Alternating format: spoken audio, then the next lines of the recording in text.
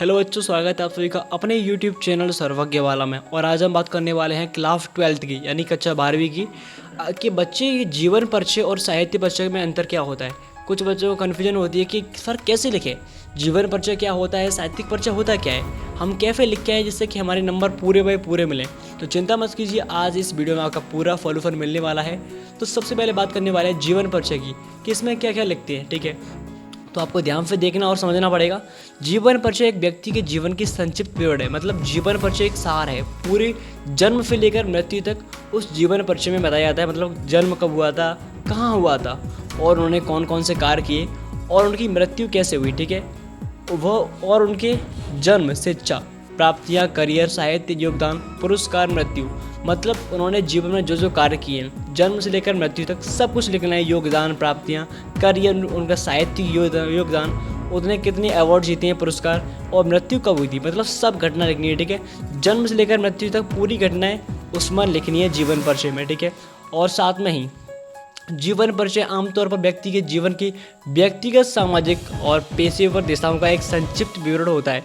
कहने का मतलब ये है कि आपको जन्म से लेकर मृत्यु तक पूरी इसमें विशेषताएं डालनी है। ठीक है, तो ये क्लियर आपका जो बच्चे। ओके सर, अब बात करते हैं साहित्यिक परिचय की।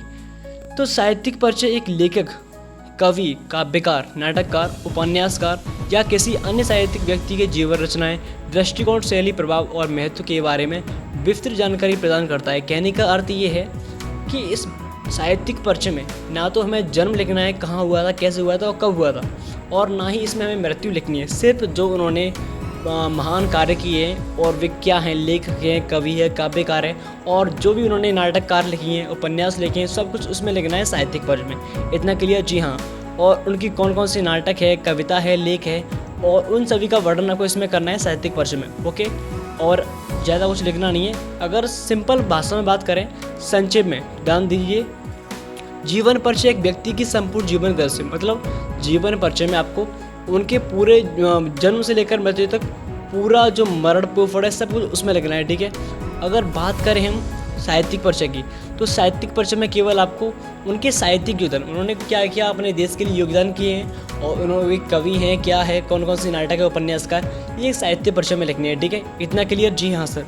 अब हम बात कर लेते हैं, थोड़ा सा एक एग्जाम्पल देखते हैं। तो नेक्स्ट पेज, तो यहाँ पर मैंने एक ध्यान दीजिए, एक महादेवी वर्मा है, एक लेखक है, कवि, उनका मैंने यहाँ पर एक जीवन परिचय दिया है। ठीक है, ध्यान से देखिए इसको। तो महादेवी वर्मा, इनका जन्म 24 मार्च 1907 फर्रुखाबाद, यानी जब इस सभी को पढ़ लीजिए। ठीक है, इस सब को पढ़ने के बाद इसमें जन्म से लेकर मृत्यु तक इसमें विवरण किया गया है। तो इसका मतलब ये है कि ये हमारा क्या है, जीवन परिचय है। जीवन परिचय में क्या होता है, जन्म से लेकर मृत्यु तक सब कुछ कहानी लिखी जाती है।